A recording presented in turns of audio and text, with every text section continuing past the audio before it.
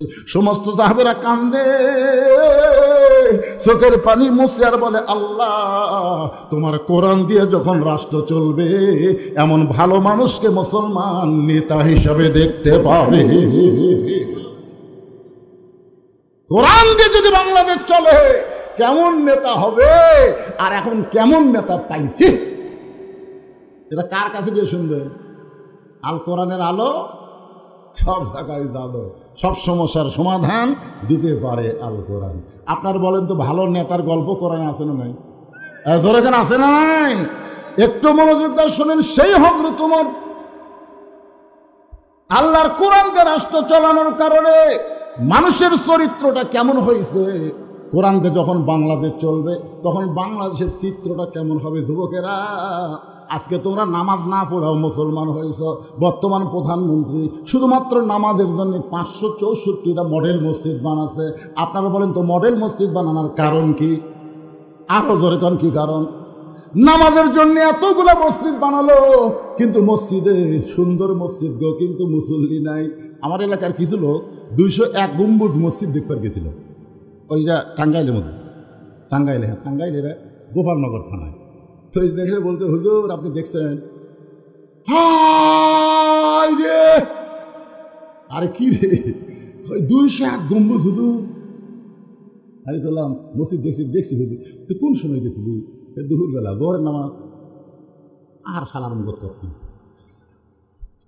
ওই নামাজ পড়েনি, মসজিদ দেখিছে।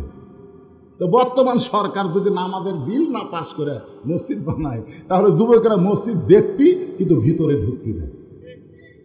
এই জন্য আল্লাহ কোরআনে বলেছে, আল্লাযীনা ইন মাক্কান্নাহুম ফিল আরদ, মুসলমানের মধ্যে কাউকে যখন ক্ষমতার চেয়ার দেওয়া হবে, তার 1 নম্বর কাজ হলো 564 মসজিদ বানান। এটা 1 নম্বর কাজ না।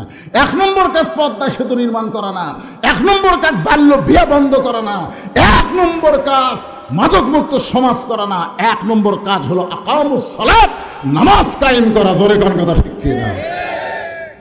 নামাজ যদি কায়েম হয়ে যায়, একটা যুবকের কাছে যদি 4G 5G মোবাইল থাকে, আপনার কোনো টেনশন নেই। ওই 4G 5G মোবাইলে কি করবি? ওই ভালো জিনিসগুলোই দেখবো। খারাপ জিনিস দেখবার গেলে নামাজ বলবে, কে রে কি তুই কি মনে করতেছিস? তোর বাপ মাও ঘুমাচ্ছে, আল্লাহ আপনার কোন তো আল্লাহ ঘুমাচ্ছে নাকি? ঈমান বলবে, ইন্নাস সালাতা তানহা আনিল ফাহশাই ওয়াল মুনকার, একমাত্র নামাজই পারে মানুষকে যাবতীয় খারাপি থেকে বাঁচায় দিতে। তাহলে বর্তমান প্রধানমন্ত্রী 500 মসজিদ না 5 লক্ষ মসজিদ বানায়ও কোনো লাভ হবে না, যতক্ষণ পর্যন্ত নামাজের আইন না করবে। জোরে কোন কথা ঠিক কিনা? আমাদের যুবকগুলোকে ভালো করতে গেলে নামাজের দরকার আছে না নাই? এ দরকার আছে না নাই? সোনার যুবকেরা মনে কষ্ট নিয়ে না। হযরত ওমর জোহরের নামাজ আদায় করে মদিনার অলি গলি ঘুরতেছে আল্লাহর কোরআনকে দেখার জন্যে। সুবহানাল্লাহ কোন কি দেখার জন্যে? আল্লাহর কোরআন দেখার জন্য। হঠাৎ হযরত ওমর দেখতে পায় বিস্তীর্ণ মরুভূমি, ওই মরুভূমির মধ্যে একজন রাখাল উট আর দুম্বা চড়ায়। হযরত ওমর আল্লাহর কোরআনকে দেখার জন্য রাখালকে সালাম দিলেন, আসসালামু আলাইকুম রাখাল ভাই, আমার পেটে ক্ষুধা লাগছে, আমি উটের 1 পেলা দুধ চাই। রাখাল মুসকে মুসকে হাসে। ওমর ফারুক বলে, রাখাল তোমারে সালাম দিলাম, উটের দুধ চাইলাম, তুমি কিছু না বলে মুসকি মুসকি হাসো কেন? রাখাল বলে, পথিক রে, তোমার সালামের উত্তর দিব না, তোমাকে উটের দুধ দিতে পারবো না। বলে, কেন পারবা না? রাখাল বলতেছে, আগে তোমার পরিচয় দাও, তোমার পরিচয় কি, তুমি মানুষটাকে? উমর চিন্তা করলো, অর্ধ পৃথিবীর খলিফা হইয়া ছদ্মবেশে আল্লাহর কোরআন আমি দেখতে চাই, আর পরিচয় দিলে তো গুমর ফাঁস হয়ে যাবে। এমন সময় আল্লাহর কোরআন বলে, ওমর রাখাল যখন তোমার পরিচয় চাইছে, তুমি আসল পরিচয় দাও। তোমার আসল পরিচয় হলো মিল্লাতা আবিকুম ইব্রাহিম হুয়া সাম্মাকুমুল মুসলিমিন। আপনার বলেন তো, আয়াতের মধ্যে কি বলা হলো? আয়াতের মধ্যে আল্লাহ বলতেছে, তোমার জাতির পিতা কে? জাতির পিতারে নাম কও। কেউ যদি বলে আমার 2 বাপে জন্ম দিছে, বুঝবেন ওর জন্মে ভেজাল আছে। 3টা পিতার ব্যাপারে কখনো 2টা করবেন না। কয় পিতা? তিন পিতার ব্যাপারে কখনো দুটা করবেন না। একটা হলো আদি পিতা, একটা হলো জাতির পিতা, একটা হলো জন্ম দেওয়া পিতা। এই তিন পিতার মধ্যে দুই পিতা নাই, সব একটা করে। তাহলে আদি পিতা কয়টা, জাতির পিতা কয়টা, জন্ম দেওয়া পিতা কয়টা? যারা বলতেছে নাকি ভেজাল আছেন নাকি এই কথা বল না, কি মন খারাপ করতেছেন? এখানে ফেরেশতা আছে না নাই? জোরকান আছে না নাই? দুই কান্দর দুটো আছে, আবার অসংখ্য ফেরেশতা সামিয়ানের উপর খাড়া হয়ে আছে। এগুলা সাক্ষী হবে, সাক্ষী। জবান দিয়েছে আল্লাহ। জাতির পিতার ব্যাপারে সন্দেহ করতেছেন? এই জন্য কোরআনে আল্লাহ ডাইরেক্ট বলে দিয়েছেন, তোমাদের জাতির পিতা ইব্রাহিম, তোমাদের নাম দিয়েছে মুসলমান। তাহলে আমাদের নাম কি? আরো জোরে। ওমর ফারুক বলে, রাখাল আমার পরিচয় যখন শুনবার চাও, আমার পরিচয় হলো আমি একজন মুসলমান। রাখাল মুস্কি মুস্কি হাসে। ওমর ফারুক বলে, হাসো কেন? বলে, হাসার কারণ হলো আসল নামক। ওমর কই, রাখাল মুসলমান তো মুসলমানই ভাই, এর মধ্যে আসল নকল কি? রাখাল বলতেছে, আসল মুসলমান যারা হবে তারা চাওয়ার ব্যাপারে সতর্ক থাকবে। আসল মুসলমান দরকার হলে ফাঁসির মঞ্চে যাবে, কিন্তু রাষ্ট্রপতির কাছে বাঁচার দরখাস্ত লিখবে। উকিল বলতেছে, খালি একবার দরখাস্ত লেখেন, রাষ্ট্রপতি যদি আপনার ক্ষমা করে দেয়, আপনার ফাঁসির দণ্ড মওকুফ হয়ে যাবে। আসামি খালি মুসকি মুসকি হাসে। উকিল কয়ে, হাসেন কেন? বলে, হাসার কারণ হলো তোমার কথা শুনে। তুমি যে বলতেছো রাষ্ট্রপতি যদি দরখাস্ত মঞ্জুর করে, তাহলে ফাঁসির দণ্ড মওকুফ হবে। আমি তো নিজে দেখেছি জীবনে, 3টা রাষ্ট্রপতি ক্ষমতার থাকতে মরছে। কয়জন? যারা মরে তাদের কাছে দরখাস্ত লেখা যায় আছে? যাই মরে না তিনি কে? একটা হলো বঙ্গবন্ধু শেখ মুজিবুর রহমান, একটা জিয়াউর রহমান, জিল্লুর রহমান। যারা ক্ষমতার থাকতে মরে যায় তাদের কাছে দরখাস্ত লেখা যায়। উকিল বলতেছে, তাহলে আপনার ফাঁসি হবে। আসামি মুসকি মুসকি হাসে। উকিল বলে, হাসেন কেন? বলে, হাসার কারণ হলো আমার ফাঁসি হবে, কিন্তু আমার মৃত্যু হবে না। উকিল বলে, ফাঁসি হবে মৃত্যু হবে না, এটা কেমন কথা? আসামি বলতেছে, আল্লাহর কোরআন পড়। আল্লাহ কোরআনে বলতেছেন, ওয়ালা তাকুলু লিমান ইউকতালু ফি সাবিলিল্লাহি আমওয়াতুন বাল আহইয়া ওয়ালাকিন লা তাশউরুন। আল্লাহ রাস্তায় যাদেরকে ফাঁসি দেওয়া হয়, আল্লাহ রাস্তায় ফিলিস্তিন মুসলমানকে হত্যা করা হচ্ছে। জোরে কোন কথা ঠিক কিনা? আল্লাহ রাস্তায় যাদের ফাঁসি দেওয়া হয়, আল্লাহ রাস্তায় যাদেরকে হত্যা করা হয়, তোমরা তাদেরকে মৃত্যু বলো না। আমি আল্লাহ বলতেছি তারা জীবিত। এটা কি আমার কথা না আল্লাহর কথা? জোরে বলেন। তাহলে চাইতে হবে কার কাছে? তুমি দুধ চাইলা কার কাছে?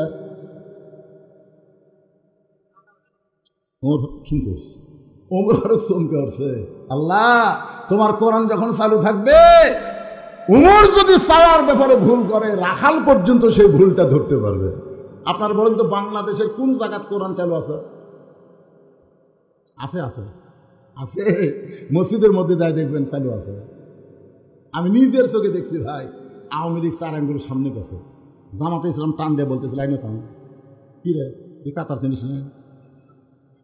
আওয়ামী লীগ পায়ের দিকে না তাকায়, পায়ের দিকে তাকায় বলতেছে, ভাই আমি খেয়াল করিনি রে। বিএনপি 4 আঙ্গুল পিছনে আছে, জামাতে ইসলাম পিছু ঠেলতেছে, তুই কাতার চিনিস না, পিছা খাইস না। আমি খেয়াল করিনি ভাই। ফেরেশতারা আল্লাহ, একটা হলো বর্তমান সরকারি দল, একটা বিরোধী দল, একটা যুদ্ধ অপরাধী, 3 জন কাতার সোজা করতেছে। ব্যাপার কি? আল্লাহ বলতেছে, আমার আইনটা চলে এই ভূমি। ওটা খালি মানুষের আইনে চললে 3 জন 3 দল হতো। জোরে কোন কথা ঠিক কিনা? কিন্তু যেখানে আল্লাহর আইন চালু আছে সেখানে কোনো দলাদলি নাই। গরিবের কাছে ধনী, ধনীর কাছে গরিব, ফকিরের কাছে জমিদার, জমিদারের কাছে ফকির, এমনকি এসপির কাছে চৌকিদার। জোরে কোন কথা ঠিক কিনা? এসপির পাও তেলতেলা, চৌকিদারের পাও ফাটা। চৌকিদার আস্তে আস্তে এসপির পায়ের সাথে পাও লাগাচ্ছে। এসপির পাও বিলেটের মতো ধার, বুঝলেন না? পাও ফাটা গেলে যে স্বামীর পাও ফাটে, ওই স্বামী যদি বইয়ের কাছে রাত্রে ঘুমায়, একবার যদি ঘুমের ঘরে বইয়ের পায়ের ওপর পাও যায়, বউ ঘুমোতে গোটাকে মহারণা মাপ দিলাম, তুমি ল্যাপ পাল্টাও। ধরে কোন কথা ঠিক কিনা? ফাটা পাও কিন্তু খুবই খারাপ। এই জন্য আপনাদের বলতেছি, এখন ইরির ধান লাগাচ্ছেন তো, পাওটা ফাটতে পারে, সবসময় পকেটে একটা করে ভ্যাজলিন থবেন। ধরে কোন কি লিন? ভ্যাজলিন থবেন। আমার মায়েরা যারা পর্দার অঞ্চলে বসে আছেন, রাত্রিবেলা স্বামী যখন ঘুমাতে যাবে, ওই স্বামীর পায়ের ফাটাটা বন্ধ করার জন্য পায়ের গোড়ালিতে একটু ভ্যাজলিন দিয়ে দিবেন। এতে কইরা আপনার স্বামী খুশি হবে, আল্লাহ তাআলা আপনাকে জান্নাত দিবে। রাসূল বলে, ফাতেমা, আল্লাহর পরে কাউকে যদি সেজদা দেওয়ার হুকুম থাকতো, আমি তোমারে বলতাম আলীর পায়ে সেজদা কর। ও ফাতেমা, আল্লাহ ছাড়া কাউকে সেজদা দেওয়া যাবে না। এই কথার দ্বারা বোঝা গেল মেয়ে মানুষের কাছে আল্লাহর পরে সবচাইতে দামি ওই ব্যক্তি হলো তার স্বামী। আপনাকে বিরুদ্ধে করলাম না পক্ষে করলাম? এখন অধিকাংশ মেয়ে মানুষ স্বামীর সেবা করবার চাই না। এখন আপনাদের বইয়ের খবরকে আল্লাহ ভালো জানে, কিন্তু আমারটা খুব একটা ভালো না। আপনার বলেন আমার কথা কি রেকর্ড হচ্ছে না? আমার বউ কিন্তু শুনতেছে, তুমি আজকে মহাদেবপুর যা আমার বিরুদ্ধে ওয়াজ করলে। আমি বললাম, না রে পাগলি, তুই যা করিস তা কইনি, সামান্য কইছি, তাতেই খেপে গেছিস। আমার মায়েরা পর্দার অন্তরের মনোযোগ দিয়ে শোনেন। হযরত ওমর চোখের পানি বের করে বলে, রাখাল ভাই, চাওয়ার ব্যাপার আমার ভুল হয়ে গেছে। রাখাল বলতে, ভুলটা যখন স্বীকার করলা, তাহলে আল্লাহ তোমাকে তওবা করার সুযোগ দিয়েছে। ইবলিস ভুল স্বীকার করেনি, যার কারণে তওবা করার সুযোগ নাই। আদম ভুল স্বীকার করেছে, যার কারণে আল্লাহ তওবা করার সুযোগ দিয়েছে। আমরা যত পাপই করি না কেন, মাগরিব এশার নামাজ পড়ি নাই, এখন যদি ভুল স্বীকার করে বলে আল্লাহ ফজর থেকে আর নামাজ বাদ দেব না, আল্লাহ বলে, বান্দারে, ভুলটা স্বীকার করে ফজর থেকে যখন নামাজ ধরবার নিয়ত করলি, তুই যত নামাজ পড়িস নাই, আমি সমস্ত না পড়ার নামাজের পাপ মাফ করে দিলাম। এখন যারা মাগরিব এশার নামাজ পড়ে নাই, আপনারা কি এরকম বলতে পারেন, হুজুর ফজর থেকে আমরা নামাজ ধরব না? সবাই কবি না তো, কারণ অনেকে পড়ছেন এশার নামাজ, তারা কেমনি কোন, যারা পড়েনি তারা আবার জবান খুলতেছে না। মনে কষ্ট নিয়েন না। ওমর ফারুক বললেন, রাখাল ভাই, তাহলে আমি তওবা পড়ি। রাখাল বলে, তুমি মূর্খ মানুষ, তুমি তওবা কেমনে পড়বা? যে চাওয়ার ব্যাপারে সতর্ক হয় না, সে সবচাইতে বড় মূর্খ। আমি তওবা পড়াই, তুমি আমার সঙ্গে তওবা পড়ো। ওমর ফারুক চমকে উঠছে, সুবহানাল্লাহ। রাখাল কি বলতেছে? তুই মূর্খ, যে চাওয়ার ব্যাপারে সতর্ক হয় না, সবচাইতে বড় মূর্খ। আমি তওবা পড়াই, তুমি আমার সঙ্গে তওবা পড়ো। এবার রাখাল হযরত ওমরকে তওবা পড়াচ্ছেন। আমার সামনে যারা আছেন, তওবা পড়লে আল্লাহ খুশি হবে। যারা এশার নামাজ পড়েন নাই তারাও পড়েন, যারা পড়েছেন তারাও পড়েন, সকলে একসঙ্গে পড়েন, আস্তাগফিরুল্লাহ আস্তাগফিরুল্লাহ রব্বি মিন কুল্লি জামবি ওয়া তুবু ইলাইহি লা হাওলা। পড়েন না কেন ভাই? লা হাওলা ওয়ালা কুওয়াতা ইল্লা বিল্লাহিল আলিয়্যিল আযীম। যদি ফজরের আগে আপনার মৃত্যু হয়ে যায়, এই তওবা পড়ার কারণে আল্লাহ খুশি হয়ে আপনাকে মাফ করে 8টা জান্নাতের দরজা খুলে দিবে। তওবা পড়তে তাহলে আপত্তি? ওমর ফারুক তওবা পড়ার পরে বলতেছে, ও রাখাল ভাই, আল্লাহর রাস্তায় উটের 1 পেয়ালা দুধ দাও। রাখাল মুসকি মুসকি হাসে। ওমর ফারুক বললেন, আল্লাহর রাস্তায় বলছি। রাখাল বলতেছে, তওবা করার পরে তুমি আবার মুনাফিক হলে। উমরের চেহারা রক্তের মতন লাল হয়ে গেছে। এই রাখাল, মুখে যা আসে তাই করবো, কিন্তু মুনাফিক বললে আমি সহ্য করবো না। কারণ কাফের থাকবে জাহান্নামের উপরে, আর মুনাফিক থাকবে জাহান্নামের তলে। কাফের উপর থেকে যে পেশাব পায়খানা করবে, তলে মুনাফিক সেটা খাবে। সাহাবীরা বললো, হুজুর এই বদমাইশ মুনাফিক কোন দল থেকে হবে? আল্লাহ রাসূল বললেন, চিল্লাস না, মুনাফিকের আবাদ হবে মুসলমানের ভিতরে। গোটা পৃথিবীর মধ্যে সবচাইতে বড় মুনাফিকের দেশের নাম হলো বাংলাদেশ। গোটা পৃথিবীর মধ্যে সবচাইতে মুনাফিকের দেশের নাম কি? আরো জোরসে বলুন। ওয়াজ শুনে কিন্তু আমল করে না। লিমা তাকুলু মা লা তাফআলু। উমর ফারুক বললেন, রাখাল, আমার মধ্যে মুনাফিকের কি দেখলে? রাখাল বলতে, তুমি সত্যি করে বলো তো, আমি কি উটের মালিক? আমি যদি উটের মালিক হতাম, তুমি আমাকে রাখাল কইলা কেন? আর রাখাল যখনই কইছ, তখন তোমার মন বলতেছে আমি মালিক না। আর মালিক বাদ দা রাখালের কাছে চাইলে রাখাল দিবার পারবে না। এটা আমার জীবনে সরাসরি ঘটে গেছে। আমি পাবনার টেস্ট থেকে কেবল নামছি, ইতিমধ্যে এক লোক দৌড়ে এসে আমার হাতে 100 টাকা দিচ্ছে, সব টাকা। টাকা পকেট থেকে বললাম, ভাই কী খবর? দোয়া করেন হুজুর। আর বই ফেরত বাচ্চা চাইছে, আল্লাহ দিন একটা পুত্র দেয়। সঙ্গে সঙ্গে পকেট থেকে 200 টাকা বের করে দিলেন। কারণ হুজুর আমি তো টাকা চাইনি, দোয়া চাইছি। ওগুলো পাগলা, আমি 3 মেয়ের বাপ, আমি নিজেই 3 মেয়ের বাপ রে। আমার দোয়া দিয়ে যদি পুত্র সন্তান হয় তাহলে আল্লাহ আমাকে দিত। তুই কি মনে করছিস যে পরপর 3টা মেয়ে হলো আমি দোয়া করিনি? তখন কয় হুজুর তাহলে আপনি টাকা আপনি নেন, আমার নাম আর যে 100 টাকা দিয়েছি মারতেছে দৌড়েন। কোথায় যাবি? বলে ওই হুজুরের কাছে যাবো, তার বেটা চাওয়াল আছে। আমি বললাম কোনো হুজুরের কাছে না, কোনো পীরের কাছে না, কোনো বাবার কাছে না। পাইতে যদি চাও সরাসরি কার কাছে চাও? আরো জোরে বলেন। রাখাল বলে পথিক, সত্যিই যদি উঠের 1 পেয়ালা দুধ চাও আল্লাহর হস্তে, তাহলে এখান থেকে 10 মাইল দূরে মালিকের বাড়ি। ওই মালিকের বাড়ির দরজা দিয়ে বলো, মালিক তোমার রাখাল উট আর দুম্বা চড়াই, তুমি মালিক যদি হুকুম দাও তাহলে রাখাল আল্লাহর হস্তে উঠের 1 পেয়ালা দুধ দিবে। ওমর ফারুক মুস্কি মুস্কি হাসের বলে, রাখাল ভাই অত দূর মালিকের বাড়ি যাওয়ার দরকার নাই, বরং তোমাকে 2টা টাকা দিলাম, এই 2টা টাকার বিনিময়ে তুমি ওটার 1 পেয়ালা দুধ দাও। রাখাল বলে, পথিক রে তুমি কি হযরত উমরকে চিনো? তুমি কি হযরত উমরকে চিনো? যদি উমরকে চিনতা তাহলে এরকম বেসাইদা কথা বলতা না। উমরের গুপ্ত বাহিনী যদি দূর থেকে দেখ পারবাই, মালিক বাদ দেয় তোমাকে 2 টাকার বিনিময়ে ওটার 1 পেয়ালা দুধ দিলাম, তাহলে তোমাকেও ধরবে আমাকেও ধরবে। পথিক এই বুড়া বয়সে কি তুমি ধরা পড়বার চাও? উমর ফারুক বলে, রাখাল ভাই আসলে উমরের গুপ্ত বাহিনীর কথা তো আমার মনে নাই, তাহলে চলো আমরা পাহাড়ের গুহার মধ্যে যাই, ওই গুহার মধ্যে গিয়া তোমাকে গোপনে 2 টাকা দিব, আর তুমি গোপনে ওটার 1 পেয়ালা দুধ দিবে, তাহলে উমরের গুপ্ত বাহিনীও ধরতে পারবে না, তোমার মালিকও জানতে পারবে না। রাখাল চিল্লায় বলে, ভণ্ড তুমি, ভণ্ড তুমি, ভণ্ড। উমর ফারুক বলে, রাখাল আমার মধ্যে ভণ্ডামির কি দেখলা?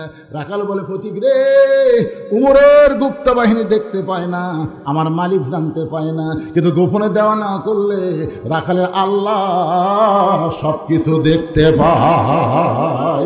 লিল্লাহে তাকবীর। কেউ না দেখলে কে দেখে? আরো জোরে। খালি এই বিশ্বাস যদি আমাদের অন্তরে থাকতো, আমরা একলাই কোনোদিন 20টা সিল মারবা পারতাম। বাংলাদেশের ভোটের নিয়ম কি জানেন? 1 বাপের জন্ম নেওয়া সন্তান কয়টা ভোট দিবে? একলাই যে 10টা দিলে কয় বাপের? কথা কয় না। যারা দিয়েছেন তারা বুঝবার পারতেছেন। একটু মনোযোগ দেন। ওমর ফারুক মারছে দৌড়, 1 দৌড়ে পাহাড়ের পাদদেশে গিয়া 2 রাকাত নামাজ পড়ে বলতেছে, আল্লাহ তোমার কোরআন এত সুন্দর, তোমার কোরআন যখন দুনিয়াতে চালু থাকবে তখন কেউ না দেখলেও আল্লাহ দেখতে পাবে, এই বিশ্বাস মুসলমানের কলিজায় আসবে। সুবহানাল্লাহ কর না কেন? কেউ না দেখলেও কে দেখবে? ওমর ফারুক কাঁদতেছে কার কাছে? রাখাল পিছনে যায়, কয় কান্দে লাভ নেই, কান্দা কোনো লাভ নাই, যতই কান্দো উটের দুধ দিবার পারলাম না। ওমর ফারুক বলে, রাখাল ভাই উটের দুধের কোনো দরকার নেই, বরং তোমার কাছে জানতে চাই তুমি না দেখা আল্লাহকে কলিজার মধ্যে জায়গা দিয়া আল্লাহর কোরআন অনুযায়ী চলতেছো, এর বিনিময়ে তোমার চাহিদা কি? আপনারা যে যা বলেন, যে যাই মনে করেন, এই গানটা আমার সাথে না করলে আপনারা ওয়াজ বুঝবেন না। গানটা গাবো? তাহলে আমার সঙ্গে সকলে বলেন, আল্লামা সাইদি তুমি মরনি, শহীদ হয়েছ আমরা এটাই জানি। সবাই বলেন, আল্লামা সাইদি তুমি মরনি, শহীদ হয়েছ আমরা এটাই জানি। আপনারা বলেন তো, বাংলাদেশের কোন মানুষ মরলে পৃথিবীর সমস্ত মুসলিম কান্ট্রিতে জানাজা হয়? কোন মানুষ মারলে মক্কায় জানাজা হয়, মদিনায় জানাজা হয়? বাংলাদেশের এমন কোন জায়গা নাই যে জায়গায় জানাজা হয়নি। জোরে কোন কথা ঠিক কিনা? একটু মনোযোগ দিয়ে শুনবেন। 50 বছর এই কোরআনের তাফসির করেছে ভাই, সমস্ত আলেমরা সাইদে হুজুরের ব্যাপারে কোনো মতভেদ করে নাই। জোরে কোন কথা ঠিক কিনা? অথচ এই লোকটা জেলখানার মধ্যে কিন্তু মরে নাই, মারা গেল হাসপাতালের মধ্যে। বাংলার মুসলমান সবাই জানেন আল্লাহর ওলি মৃত্যুবরণ করে নাই, তাকে শহীদ করা হয়েছে। জোরে কোন ঠিক কিনা? আর আর শহীদ যারা হয় তারা কোনোদিন মরে না, প্রত্যেকটা মানুষের অন্তরের মধ্যে তার নাম লেখা থাকবে। জোরে কোন কথা ঠিক কি না? একটু মনোযোগ দিয়ে কথাগুলো শুনবেন। ওমর ফারুক চোখের পানি বের করে বলে, রাখাল ভাই, না দেখে আল্লাহকে কলিজার মধ্যে জায়গা দিয়া আল্লাহর কোরআন অনুযায়ী চলতেছো, এর বিনিময়ে তোমার চাহিদা কি? তোমার তো ভালো কোনো বাড়ি নাই, উট দুম্বেচরা খাও, তোমার তো ভালো চাকরিও নেই, তোমার ভালো খাওয়া দাওয়াও নাই, এরপরে তুমি আল্লাহর কোরআন অনুযায়ী চলতেছো, এর বিনিময়ে তুমি চাও কি? রাখাল বলতেছে, ফকির রে, আমার চাহিদা হলো, আমার সঙ্গে সকলে পড়েন রব্বানা, পড়েন রব্বানা আতিনা ফিদ দুনিয়া হাসানাতাও ওয়া ফিল আখিরাতি হাসানা ওয়া কিনা আযাবান্নার। ওমর ফারুক বলে, আমি তোমার চাহিদার কথা শুনতে চাইলাম আর তুমি কোরআনের আয়াত শুনালে। রাখাল কয়, তুমি আসলেই মূর্খ। এই আয়াতের মধ্যে আমার দুটা চাহিদার কথা আছে। এক নম্বর চাহিদা হলো দুনিয়া, দুই নম্বর চাহিদা হলো আখিরাত। দুনিয়ার চাহিদা হলো মহামানব হযরত ওমরকে আমি এক নজর দেখতে চাই, যে ওমর আল্লাহর কোরআন দিয়ে রাষ্ট্র চালানোর কারণে আমার মতন রাখাল না দেখা আল্লাহকে কলিজার জায়গা দিবার পারছি, সেই মহামানব ওমরকে খালি একটা বার যদি দেখবার পেতাম ভাই, আমার দুনিয়ার চাহিদা আল্লাহ পুরো করতো। আমার দুই নম্বর চাহিদা আমি রাখাল যখন মরে যাব, মরার পরে আল্লাহ যেন জান্নাত দেয়। সঙ্গে সঙ্গে ওমর ফারুক রাখালের হাতটা আমার দিকে তাকালে ধরি, তিনবার চুমা খেয়েছে। রাখাল কয়, পাগল নাকি, আমার ঘামা হাতে চুমা খেলে। ওমর ফারুক বলে, রাখাল, তোমার দুই নম্বর চাহিদা আল্লাহ পুরো করছে, মরার সঙ্গে সঙ্গে আল্লাহ তোমাকে জান্নাত দিয়ে দিবে। আপনারা সুবহানাল্লাহ করলেন, কিন্তু রাখাল সুবহানাল্লাহ কয় না। ওমর ফারুককে সুবহানাল্লাহ কও, রাখাল কয় না। বাকি কথা ভালোই করে, মরে গেলে জান্নাত পাবো, এই বাকি কথা ঠিকই করলে, কিন্তু হযরত ওমরকে এক নজর দেখবার পাবো, এই কথা বলতে তোমার কোন জায়গাত বাজা? একটা হলো নগদ, একটা হলো বাকি। আপনারা যে দানগুলো করলেন, এগুলো কি নগদ? না না, সেটা না। রেজাল্ট যেটা পাচ্ছেন, পুরস্কার যেটা পাচ্ছেন, ইনাম সাহেব যেটা বলেছেন, সেটা কি নগদ না বাকি? টাকা দিল 10, বেশ তো ফসা ফস, টাকা দিল 20, বেশ তো দিয়ে 20। বাকি আমরা ওয়াশ করতে ভাই। রাখাল কয়, মরে গেলে জান্নাত পাবো, এই বাকি কথা ভালোই করো, কিন্তু হযরত ওমরকে এক নজর দেখতে পাবো, এই কথা বলতে তোমার কোন জায়গার বাজার? ওমর ফারুক চিন্তায় পড়ে গেলেন, যে রাখাল আমাকে তওবা পড়াইছে, যে রাখাল আমাকে মুনাফিক কইছে, যে রাখাল আমাকে ভণ্ড কইছে, এখন যদি বলি আমি ওমর, বলাও সারা, রাখাল হার্ট ফেল করে মরাও সারা। না, যদি হযরতকে আমি ওমর এ কথা বললি মরা যাবে। কি জন্যে? তওবা পড়াছে। ধরে কোন কি পড়াছে? আমার কথা কি বুঝতে পারতেছে না ভাই? কি পড়াছে? মুনাফিক কাছে ভণ্ড কইছে। ওমর ফারুক চিন্তায় পড়ে গেলেন, আমি যে ওমর, এইটা রাখালকে কেমনে বলবো? এমন সময় আল্লাহর কোরআন বলতেছে, ওমর, তুমি ওমর যদি সরাসরি বলবার না পারো, তাহলে অ্যাঙ্গেল মারো। জোরে কোন কি মারো? আমি যখন তেজে আসি, তখন আল্লাহ আমাকে বলে, মাওলানা, বর্তমানে রব্বানা আতিনা ফিদ দুনিয়া হাসিনা ওয়া ফিল আখিরাতি হাসিনার সময় তুই কিন্তু ডাইরেক্ট ওয়াজ করবার পারবি না, তোকে অ্যাঙ্গেলে মার দেওয়া লাগবে। জোরে কোন কথা ঠিক না? এক মাওলানা ভয়ের ঠেলায় দোয়া করতে, রব্বানা আতিনা ফিদ দুনিয়া হাসিনা ওয়া ফিল আখিরাতি হাসিনা। হাসানার জায়গা হাসিনা কথা ভয়ে। আল্লাহ কোরআনে বলতেছেন, উদউ, শোনেন, অ্যাঙ্গেলে মার কাক কয়, উদউ ইলা সাবিলি রাব্বিকা বিল হিকমাহ মাউইযাতিল লিল হাসানা। জোরে কোন সুবহানাল্লাহ। রাখাল উমর ফারুকের দিকে তাকায় আছে। উমর ফারুক যদি বলে এটাই উমর, তাহলে রাখাল হার্ট ফেল করবে। উমর ফারুক অ্যাঙ্গেলে বলতেছে, রাখাল ভাই, উমরকে যদি দেখবার চাও, এইভাবে উমরকে যদি দেখবার চাও, তাহলে ফজরের নামাজ সামনে কাতারে আদায় করো। ফজর যদি সামনে কাতারে আদায় করো, যে মানুষটা ইমামতি করতেছে, ওই মানুষটি হলেন হযরত ওমর। আল্লাহর কোরআন দিয়ে যখন রাষ্ট্র চলবে, তখন মডেল মসজিদের ইমামতি কে করবে? আপনাকে মহাদেবপুর মডেল মসজিদ আছে না নাই? হয় না এখনো? হচ্ছে তো।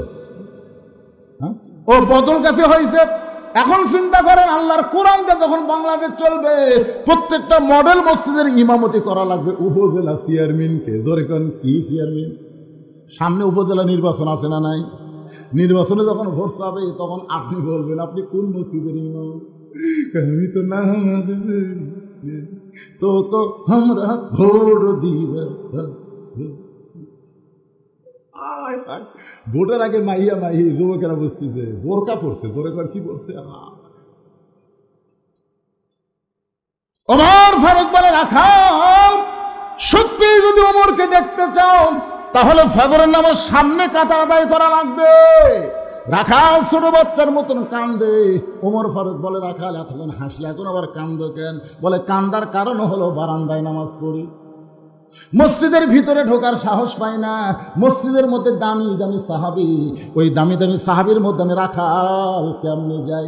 এদিন আমি বারান্দাত নামাজ পড়ি। ভাই ওমর ফারুক বলে, রাখাল রে, মসজিদের মধ্যে দামি আর তুমি কম দামি, এই বুঝটা তোমারে দিল কে?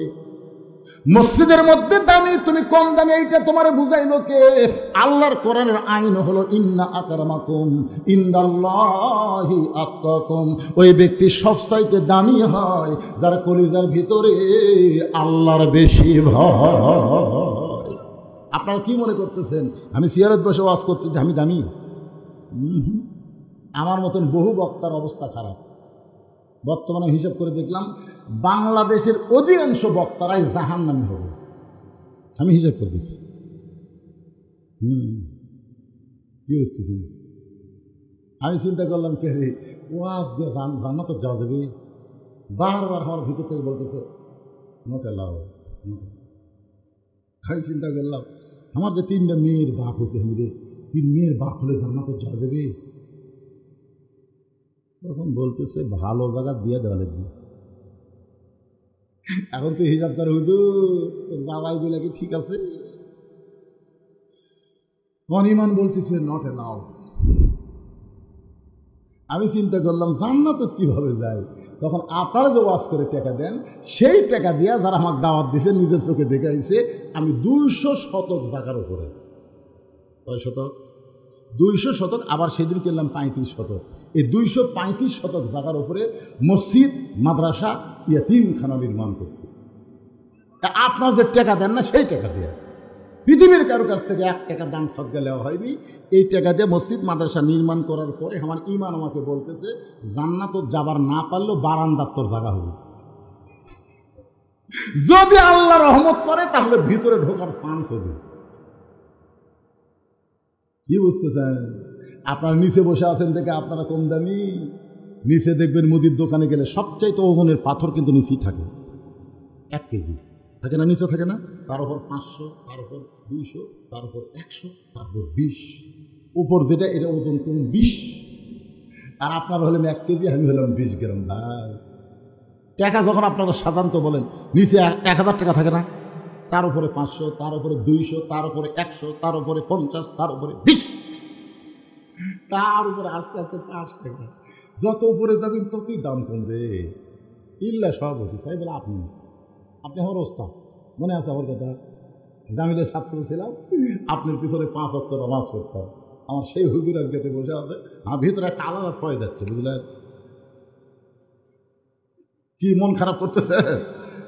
লিল্লাহি তাকবীর। আল্লাহ হুজুরের হায়াত দারাজ করুক, জোরে বলেন আমিন। একটু মনোযোগ দিয়ে শোনেন। রাখাল বলতেছে বারান্দায় নামাজ পড়ি, মসজিদের ভিতরে ঢোকার সাহস পাই না। দামি দামি সাহাবের মধ্যে আমি রাখাল কেমনে যাই? ওমর ফারুক বলে, রাখাল রে, ওমরকে যদি দেখবার চাও তাহলে বারান্দার থেকে দেখতে পাবা না, সামনে কাতারেই তোমাকে নামাজ পড়া লাগবে। আর ভিতরে দামি তোমার কে বুঝাইছে? বরং তুমি সামনে কাতারে যাওয়ার চেষ্টা করো। রাখাল মুস্কি মুস্কি হাসে। ওমর ফারুক বলে, রাখাল আবার হাসতেছে কেন? বলে, এশার নামাজ না পড়ে আমি এশার নামাজ পড়ার পরে আমি বাড়ির যাব না। ওমর ফারুক বলেন, রাখাল কেন যাবা না? বলে, এশা পড়ে যদি বাড়ির যাই আর ফজর যদি সামনে কাতার ধরবার না পারি তাহলে ওমরে কেমনে দেখব? এশা থেকেই ফজর সামনে কাতারে যাওয়ার চেষ্টা করব। ওমর ফারুক বলে, রাখাল তুমি বলো তো 5 ওয়াক্ত নামাজের মধ্যে 3 ওয়াক্ত তাড়াতাড়ি, কয় ওয়াক্ত? আসর, মাগরিব, এশা। কিন্তু এশা থেকে ফজর আর ফজর থেকে যোহর এই 2 ওয়াক্ত লম্বা কেন? রাখাল বলতেছে ভাই আমি তো ঘর পারি না। ওমর বলতেছে তাহলে শোনো, ফজর থেকে জোহর আল্লাহ লম্বা সময় দেওয়ার কারণ হলো ওই সময়ের মধ্যে মানুষ কাজ কাম করবে, চাকরি বাকরি করবে, ব্যবসা বাণিজ্য করবে। এগুলা করতে গিয়ে শরীরের যে ক্ষয় হবে, এশা থেকে ফজর লম্বা সময় দেওয়ার কারণ হলো ওই সময়ের মধ্যে ঘুম পারলে আল্লাহ ঘুমের কারণে সেই ক্ষয়টা পুরা করে দিবে। তো তুমি যদি এশা থেকে ফজর ধরার চিন্তা করো, তোমার যদি চোখে ঘুম ধরে, রাখাল বলতে ঘুম যদি ধরে মসজিদের মধ্যে ঘুমায় যাবো। যেই কষে মসজিদের মধ্যে ঘুমায় যাবো, ওর ফারুকের চেহারা রক্তের মতন। মসজিদে ঘুম পাড়ার দলিল দে। তুই যে মসজিদে ঘুম পারবো তার দলিল লাগবে না? এজরকাল লাগবে কি লাগবে না? হ্যাঁ, জোহর নামাজ পড়ে সবাই চলে গেছে, বুঝলেন? ওরা 3 জন 4 ফ্যান দিয়ে গল্প করতেছে, 1-8 ঘন্টা হয় গল্প ছাড়ে না। ফেরেশতারা বলতেছে আল্লাহ সবাই চলে গেল, কিন্তু এই 3টাতে ফ্যান ঘুরাচ্ছে মাথার উপর 4টে, এরা তো গল্প ছাড়ে না, এর রেজাল্ট কি? আল্লাহ বলতেছে নামাজের পরে যতক্ষণ মাথার উপর ফ্যান ঘুরছে, এই ফ্যানের কারেন্টের বিল এই 3 জন আলাদাভাবে না দেওয়া পর্যন্ত জান্নাতে যাওয়ার পারবে না। কারণ মসজিদ ওর বাপের ঘর না, ইচ্ছা মতো ফ্যান ঘুরাবে। জোরে কোন কথা, ঠিক কথা কন না কেন? ফাইজা কুদিয়াতিস সালাত ফান্তাশিরু ফিল আরদ, নামাজ হয়ে গেলে আর মসজিদে কোনো গাল গল্প চলবে না। জোরে কোন ঠিক কথা বলেন না কেন? ওমর ফারুক বলে রাখাল আযানের গুরুত্ব দিও। 5 ওয়াক্ত নামাজের মধ্যে ফজরের আযানের গুরুত্ব সবচাইতে বেশি। আর সালাতু খায়রুম মিনান নাম শোনার পরে এবারে মাঘ মাসে শীত কম না বেশি? আয় হায়, এইবার তো শীত গেল বারে। এই শীতের সময় আর সালাতু খায়রুম নাম শোনার সাথে সাথে যুবকেরা যদি বুকের উপর ল্যাপ ফেলে দেয়, তোষককে যদি একটা লাত্তি মারা যায়, থাক, ঠান্ডা পানি দিয়ে উজু করে যখন মসজিদে রওনা দেয়, ফেরেশতাকে আল্লাহ এই যৌবন বয়সে আযান শোনার পরে ল্যাপ আরো মাথার উপর দিবে, তা না দিয়ে ঠান্ডা পানিতে উজু করে যেই যুবক মসজিদে জামাত পড়বার চায়, এই যুবকের খবর কি? আল্লাহ বলে ফেরেশতা তোমরা সাক্ষী থাকো, বর্তমান ঠান্ডার মধ্যে যেই যুবক ফজর নামাজ জামাতে পড়ে, ও যদি বদর যুদ্ধের সময় থাকতো, বদরের যুদ্ধে অংশগ্রহণকারী সৈন্য হয়ে যেত। বলে সুবহানাল্লাহ। 5 ওয়াক্ত নামাজের মধ্যে ফজরের নামাজের গুরুত্ব কম না বেশি? জোরে কন। কেউ যদি ফজরের নামাজ জামাতে আদায় না করে, ও বাড়ি পড়লেও মুনাফিক হয়ে যায়। মুনাফিকরা 2 ওয়াক্ত নামাজ জামাতে পড়ে না। কয় ওয়াক্ত? একটা হলো ফজর আর একটা হলো ইশা। যারাই নামাজ পড়ে কিন্তু জামাতে পড়ে না, কয় ওয়াক্ত? এ কথা কর না কেন ভাইরে, কথা কর না কেন? আপনাদের মসজিদের মুয়াজ্জিন থাকলে বলা যেত ফজরে কয়জন হবে? মুয়াজ্জিন আছে? কুটিরে মুয়াজ্জিন,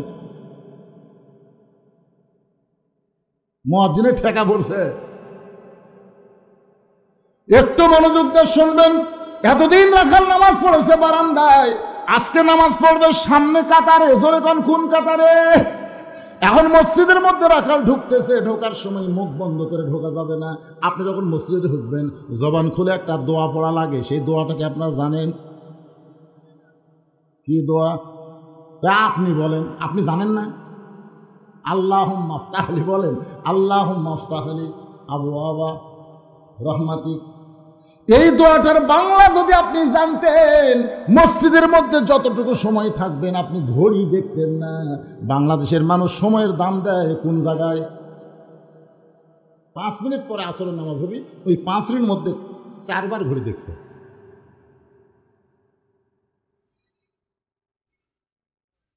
চারবার দেখার পরে সাইডে ডাক বলবি, কে ভাই আর কয় মিনিট? ঠিক আছে, এখনো 2 মিনিট ভাই। আজ ঘুরি লড়তেছে না রে, আজ ঘুরি লড়তেছে। 4 মিনিটের মধ্যে 5 বার ঘড়ি দেখছে, তারপরে বলতে আজ ঘড়ি লড়তেছে না। ওই লোকটা নামাজ শেষ করে চাষটলে 1-1 ঘন্টা আড্ডা মারে, একবারও ঘড়ি দেখে না। আপনারা বলেন তো দুনিয়ার মধ্যে সবচাইতে ভালো জায়গার নাম কি আর সবচাইতে খারাপ জায়গার নাম কি? সেই মসজিদের মধ্যে গেলে সময় বারবার দেখে। মুয়াজ্জিন কিন্তু কম চালাক না, সময় মতো আকামত দেবে। আপনাকে এত ঘড়ি দেখা লাগবে না। ধরে কোন কথা ঠিক কি না? এই জন্য আল্লাহ বলেছেন ক্বাদ আফলাহা মান তাযাক্কা ওয়া যাকারা ইসমা রাব্বিহি ফাসাল্লা। আল্লাহু আকবার। ডান পায়ে রাখাল মসজিদের মধ্যে ঢুকেই সামনে কাতারে যাওয়ার চাই। এতদিন নামাজ পড়েছে কোন জায়গায়? বারান্দায়। সামনে কাতারে যাবার চাই। প্রত্যেকটা সাহাবী নড়ে সরে রাখালকে সামনে যাওয়ার রাস্তা করে দেয়। রাখাল একেবারে মেহরাব বরাবর সামনে কাতারে। ফজরের পূর্বে 2 রাকাত সুন্নত আছে না নাই? ফজরের ফরজের পূর্বে কয় রাকাত? 2 রাকাত সুন্নতের এত দাম, আল্লাহ রাসূল বলেছেন আসমান জমিন বিক্রি করলেও ফজরের 2 রাকাত সুন্নতের সমান হবে না। রাখাল 2 রাকাত সুন্নত পড়ে চুপটি করে বসে আছে। ইতিমধ্যে এক সাহাবী মসজিদের মধ্যে ঢুকে দেখে জাকাত দখল। জাকাত দখল। ওই সাহাবীর নাম হলো ওসমান গনি। দরেকার নাম কি? ওসমান গনি। কে দেখে আমার জাকাত কে বসে আছে? আপনারা বলেন তো, শুধুমাত্র ইমাম ছাড়া মসজিদে কারো নির্দিষ্ট জায়গা আছে? তাহলে ওসমান গনির কথা বলার পিছনে কারণ কি? বলার পেছনে কারণ হলো আল্লাহর নবী বলেছেন, আমি যখন ইমামতি করব আমি বরাবর যিনি পিছনে দাঁড়াবে তার নাম হলো আবু বকর। আবু বকর যখন ইমাম হবে, আবু বকর বরাবর যিনি পিছনে দাঁড়াবে তার নাম হলো ওমর। ওমর যখন ইমাম হবে, ওমর বরাবর যিনি পিছনে দাঁড়াবে তার নাম হলো হযরত ওসমান। ওসমান যখন ইমাম হবে, ওসমান বরাবর পিছনে যিনি দাঁড়াবে তার নাম হলো হযরত আলী। আলী যখন ইমাম হবে, আলী বরাবর। এই কথা বলার পরে নবী চুপ হয়ে গেলেন। সাহাবারা বললেন, নবী গো, আলী যখন ইমামতি করবে আলী বরাবর পিছনে কে দাঁড়াবে? রাসূল বললেন, মা ইয়ান্তিকু আনিল হাওয়া ইন হুয়া ইল্লা ওয়াহয়ুন ইউহা। আমি রাসূল ততক্ষণ পর্যন্ত বলতে পারি না যতক্ষণ আল্লাহ না বলায়। ওই আলী পর্যন্ত হলো খোলাফায়ে রাশেদিন। জোরে কান সুবহানাল্লাহ। তাহলে হযরত ওমর যখন ইমাম হবে, ওমর বরাবর পিছনে কে? জোরে কান, সবাই জোরে কান। কিন্তু আসা দেখে জায়গা দখল। ওটা রাখাল তো জানে না ভাই, জায়গা দখল। ওসমান গনি দেখে যে রাখালের পাশে একটু ফাঁকা আছে, ওই ফাঁকা জায়গায় ফজরের 2 রাকাত সুন্নত নামাজ আদায় করে ওসমান গনি রাখালের দিকে 3 বার তাকাছে। জোরে কোন কয়বার? যেই প্রথমবার তাকাছে রাখাল, প্রথমবার তাকাতে ওসমান গনি যেই 2বার তাকাইছে রাখাল, যেই 3বার তাকাছে রাখাল লাভ ধরে, বারবার কি দেখিস মিয়া? কি আপনারা বলেন তো, মূর্খ মানুষের দিকে বারবার তাকালে ওই রাগ করবে না? ওসমান গনি মুচকে মুচকে হাসে আর বলে, ভাই তোমাকে কোনোদিন আমি সামনে কাতারে দেখিনি রে, আজকে 3বার তাকাছি, তুমি এত গরম হতে গা, তোমার পরিচয় কি? রাখাল বলতেছে, আমার পরিচয় হলো আমি হলাম একজন রাখাল। যেই বলছে রাখাল, ওসমান গনি মুচকি মুচকি হাসে। হাসার কারণ হলো রাখাল যারা হবে তাদের ভাষা নরম হলে চলবে না, রাখালের ভাষা গরম হওয়া লাগবে। ভাষা যদি গরম না হয় ও কোনোদিন জন্তু জানোয়ারকে কন্ট্রোল করতে পারবে। আচ্ছা, আপনার গরু চড়াতে যায়, যদি গরু আমাদের দিকে যায়, আপনি যদি পিছন থেকে বলেন, বাবা গরু, বাবা গরু, ওদিকে যাস না বাবা, ওই আপনার বাবা কথা শোনা আসবে। আর যদি বলে, এই গরু, গরু কিন্তু মানুষের চাইতে বেশি শুনবে। তাকে দেখে রাখাল লাঠি ঘুরেছে। ওরে বাবা, প্রত্যেকটা অভিভাবককে হাসির কথা না, প্রত্যেকটা অভিভাবককে আল্লাহ তাআলা রাখালের দায়িত্ব দিয়ে দুনিয়াতে প্রেরণ করছে। প্রত্যেকটা অভিভাবককে রাখালের দায়িত্ব। ধরে কারণ কিসের দায়িত্ব? এখন হয়তো বলবেন, হুজুর আমার তো গরু ছাগল নাই, আমি কিসে রাখালি করব? আপনি চোখ বন্ধ করে দেখেন, আপনার বাড়িতে 45 বছরের একটা গাভী আছে। গাভীর বয়স হলো 45, আর একটা আড়িয়া আছে, আড়িয়ার বয়স হলো 22। আপনার বাড়িতে একটা বকনা আছে, বকনার বয়স হলো 17। আপনার করছেন, হুজুর এই গাভীকে, আড়িয়াকে, বকনাকে, গাভী হলো আপনার বউ, আড়িয়া হলো আপনার বেটা, আর বকনা হলো আপনার মেয়ে। আপনি বলেন তো ভাই, এই 3টার উপরে রাখালি করার দায়িত্ব আছে না নাই?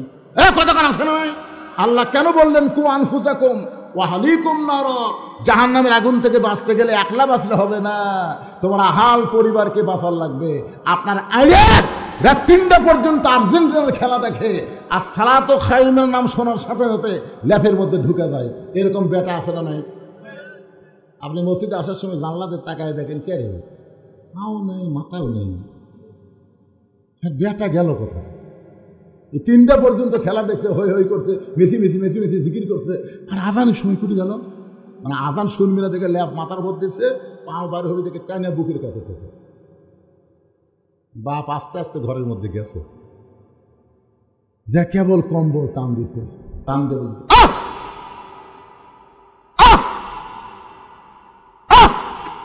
বেটা লাভ যেটা বলতেছে, আব্বা আহ আহ করতেছেন কেন? বলে ল্যাপের মধ্যে তোর সাইজ আর সাইড থেকে কুত্তার সাইজ একই সাইজ।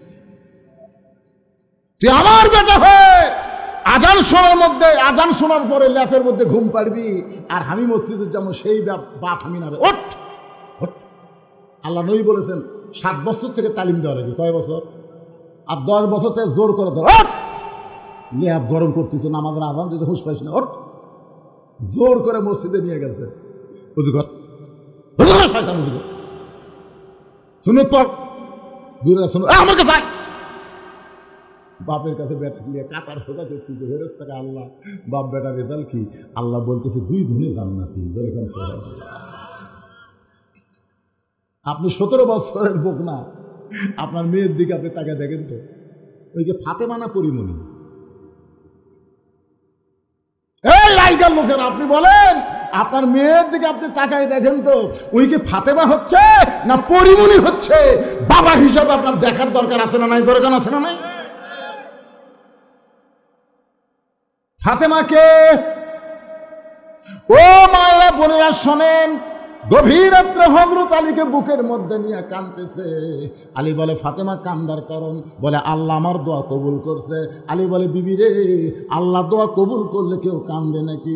ফাতেমা বলে স্বামী কি দোয়া কবুল করছে আপনি কি শুনবেন না? আলী বলে ফাতেমা কি দোয়া বলো? বলে আল্লাহ তাআলা আমার পর্দাকে কবুল করেছে, রাতের অন্ধকারে পর্দার মধ্যে আমার মৃত্যু হবে। আলী বলে ফাতেমা রে, যে সারা জীবন পর্দা করে চললো, পর্দার মধ্যেই আল্লাহ তার মৃত্যু দিবে, এখানে আশ্চর্য হওয়ার কি আছে? ফাতেমা বলে স্বামী গো, সেই মৃত্যুটা কবে হবে আপনি কি শুনবেন না? আলী বলে ফাতেমা মৃত্যুর কথা কেউ বলতে পারে না। ফাতেমা বলে স্বামী গো, আল্লাহ পাক আমাকে জানাইছে আজকে গভীর রাত্রে ফাতেমার মৃত্যু হবে। গাছের গোড়া কাটলে গাছটা যেমন ঠাস করে পড়ে যায়, হযরত আলী তেমনি পড়ে গেলেন ঘরের মাঝায়। মা ফাতেমা মুস্কি মুস্কি হাসে, স্বামীর মাথাটা উরাতের উপরে নিয়ে কপালে একটা চুমা খায়। ওগো স্বামী, এমন করে আপনি করলেন কেন?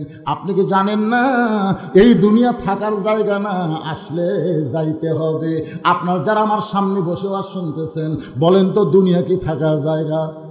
তাহলে সবাই আমার সঙ্গে বলেন আসলে যাইতে হবে।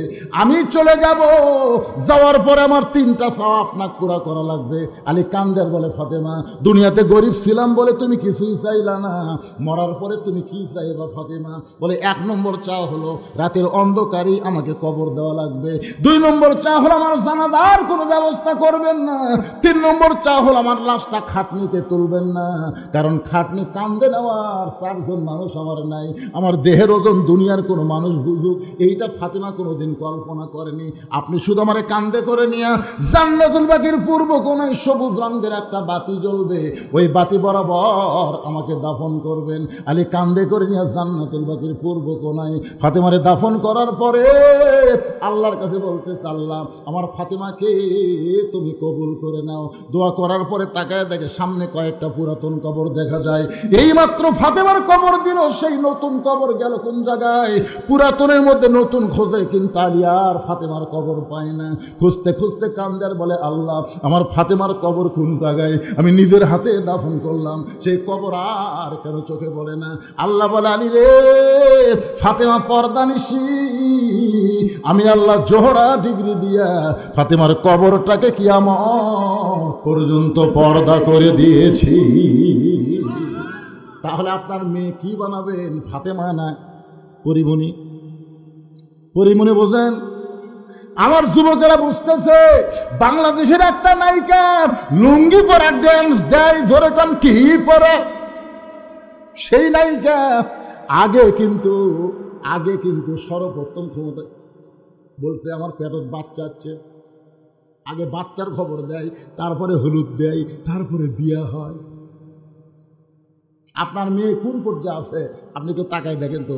ওই যদি প্লাজো পরে হাই হিল পরে কিলকিল করে ঘরে, তাহলে বুঝবেন মরছেন। আপনি নবীর মতন বলতে পারবেন না, ও ফাতেমা তুই মনে করিস না তোর বাপ আল্লাহর নবী বলে তুই জান্নাতে যাবি? এই তোর বাপ আল্লাহর নবী হয়েছে, তুই জান্নাতে যাবি? জান্নাতে যাবার গেলে জান্নাতের আমল করে জান্নাতে যাওয়া লাগবে। নিজের মেয়েকে বলার দরকার আছে না নাই? নিজের ছেলেকে বলার দরকার আছে না নাই? মুহাম্মাদান আবদুহু ওয়া রাসূলুহু আল্লাযী আরসালা রাসূলাহু বিল হাক্কি বাশীরান ওয়া নাযীরা ওয়া দাঈয়ান ইলাল্লাহ বিইজনিহি ওয়া সিরাজাম মুনীরা। فقد قال الله تعالى في كلامه المجيد والفرقان الحميد। জবান খুলে সকলে পড়েন আউযু বিল্লাহি মিনাশ শাইতানির রাজিম। বিসমিল্লাহির রহমানির রহিম। ইযা আসাবাতুহুম মুসিবাতুন ক্বালু ইন্না লিল্লাহি ওয়া ইন্না ইলাইহি রাজিউন।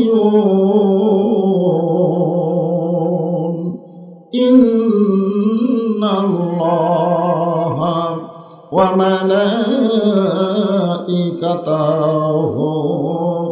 ইউসাল্লুনা আলান নবী ইয়া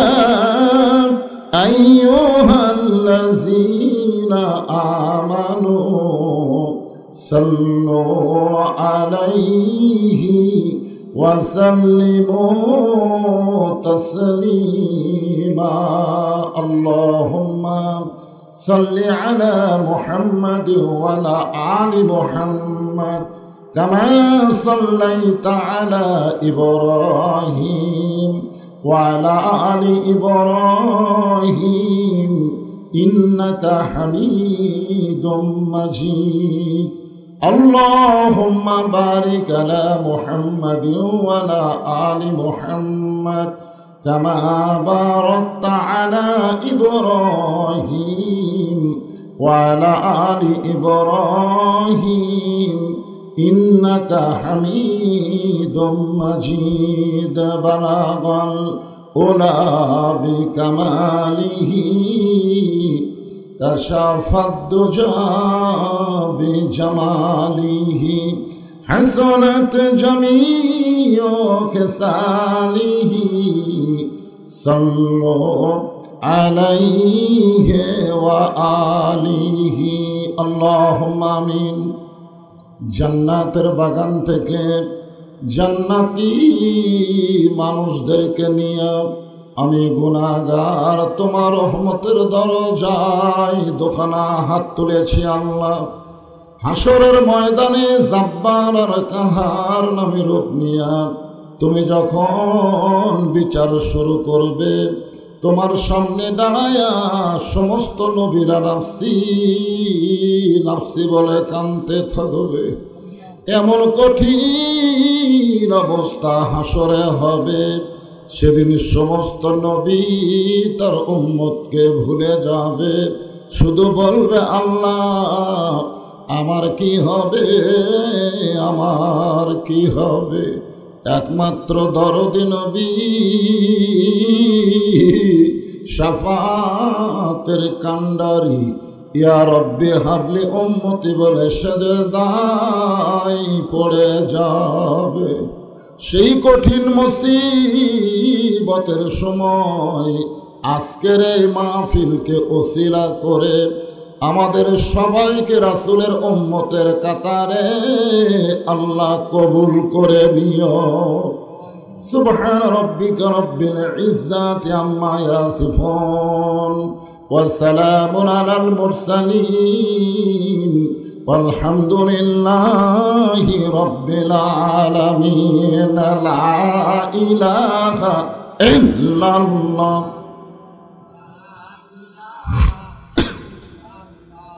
মহব্বতে আল্লাহর জিকির করতে কৃপণতা করা যাবে না জবান খুলে লা ইলাহা ইল্লাল্লাহ চাঁদ সূরজ আর গ্রহ তারা আল্লাহ নামের পাগল পারা চাঁদ সূরজ আর গ্রহ তারা আল্লাহ নামের পাগল পারা আমার আল্লাহ নামের এতই দয়া আল্লাহ নামের এতই মায়া লুকিয়ে রাখছেন হে আল্লাহ জোরে লা ইলাহা ইল্লাল্লাহ ইল্লাল্লাহু ইল্লাল্লাহ ইল্লাল্লাহু ইল্লাল্লাহ লা ইলাহা ইল্লাল্লাহ লা ইলাহা ইল্লাল্লাহ যার দিলে আছে আমার আল্লাহর ভয় কার ভয় অন্তর থেকে বলা লাগবে বর্তমান বাংলাদেশে আল্লাহর ভয়ের চাইতে অন্য কারো ভয় আমাদের ভিতরে আছে না নাই সব ভয় কলিজা থেকে বের করে দিয়ে জবান খুলে বলেন যার দিলে আছে আল্লাহর ভয় আল্লাহ আল্লাহ সব সময় আহার নিদেরা ভালো লাগে না এই দুনিয়া ভালো লাগে না ভালো লাগে শুধু আল্লাহ লা ইলাহা ইল্লাল্লাহ লা ইলাহা লা ইলাহা ইল্লাল্লাহ মুহাম্মাদুর রাসূলুল্লাহ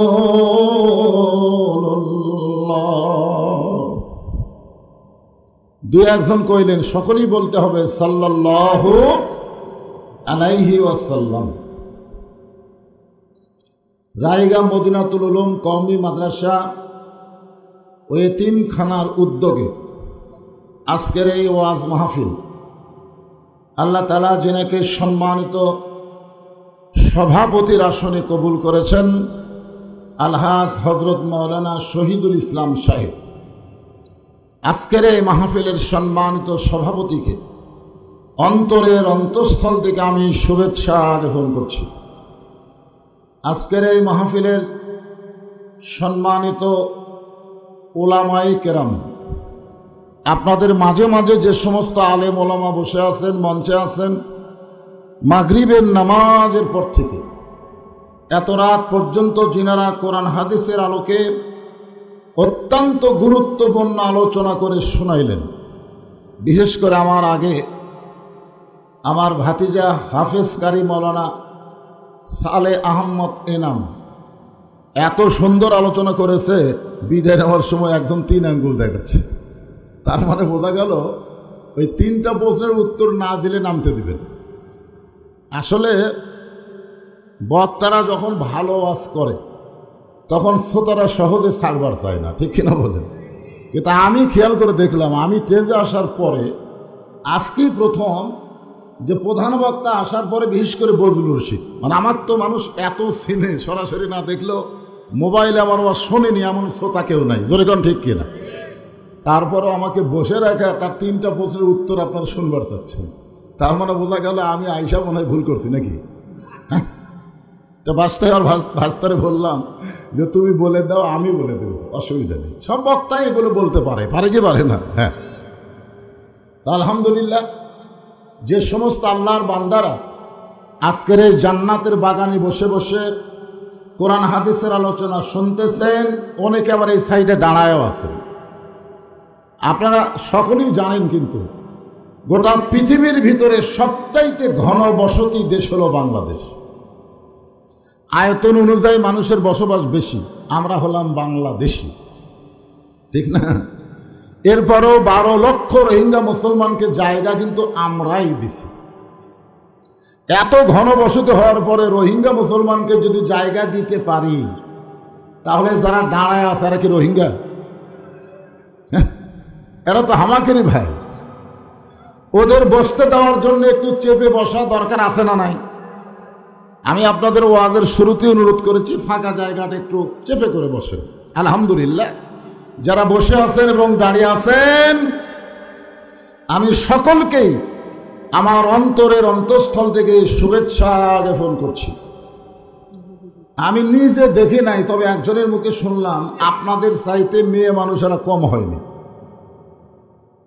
এত মা বোনের আজকে ওয়াজ শুনতে এসেছেন, আপনারা প্রজেক্টরের মাধ্যমে বক্তা দেখারও ব্যবস্থা করছেন, ঠিক কিনা বলেন? কি করবেন? আলহামদুলিল্লাহ। আসলে দিন যতই যাচ্ছে আমাদের কাছে ইসলামটা তত হালকা হচ্ছে। গত পরশুদিন এক বক্তা বলছে সবে মেরাজ বলে কিছুই নেই। হওয়ার পর থেকে আমরা সবে মেরাজ শুনে আসতেছি, আর এক বক্তা কইছে কিছুই নেই।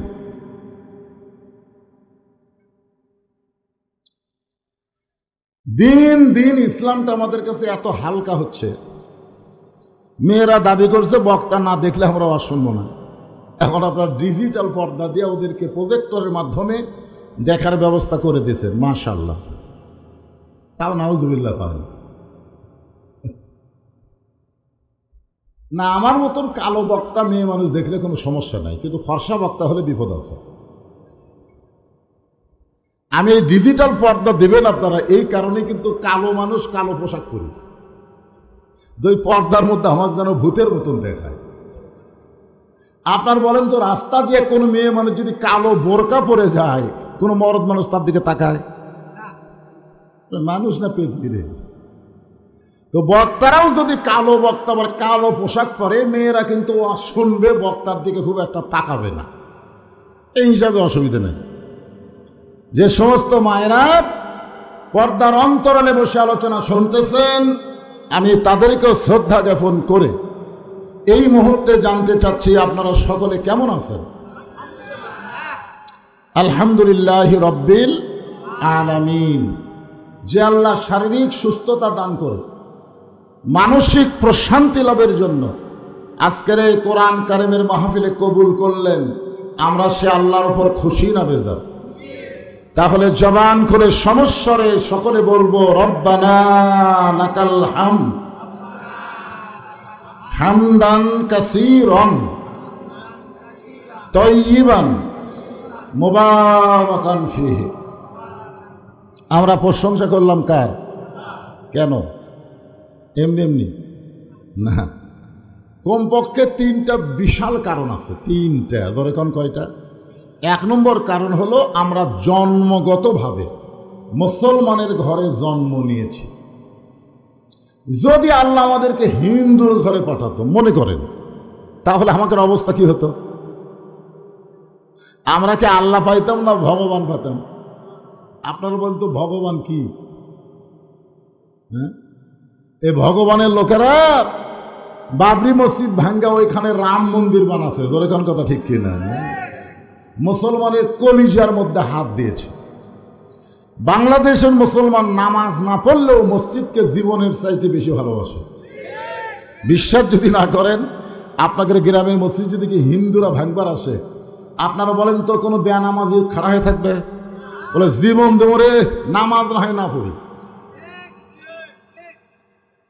যেই বাংলাদেশের মুসলমান মসজিদকে এত ভালোবাসে, সেই বাবরি মসজিদ 400 বছর ধরে যার ভিতরে নামাজ চলতেছিল, সে মসজিদকে ভাঙ্গায় ওই জায়গায় রাম মন্দির বানাচ্ছে। এই ভগবানেরা, ভগবানের ভ বাদ দেন, গবানের কোনো অর্থ ডিকশনারিতে নেই।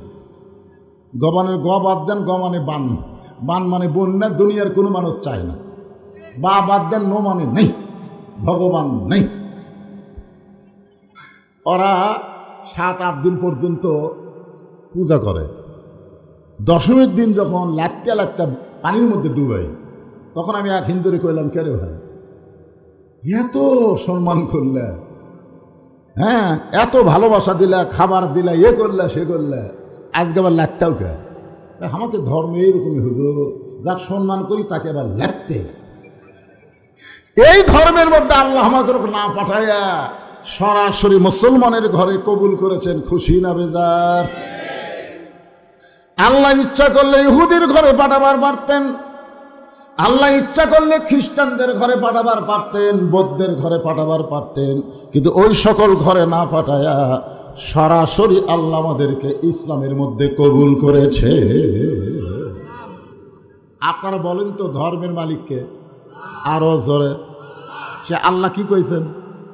অমাইয়াবু তাগি গয়রাল ইসলামা দীনান ফালাই ইউকবালা মিনহু। ইসলাম ছাড়া অন্য কোনো ধর্মকে যদি গ্রহণ করে সেইটা কবুল করা হবে না। তার মানে বোঝা গেল আল্লাহর কাছে ধর্ম একটাই, তার নাম হলো ইসলাম।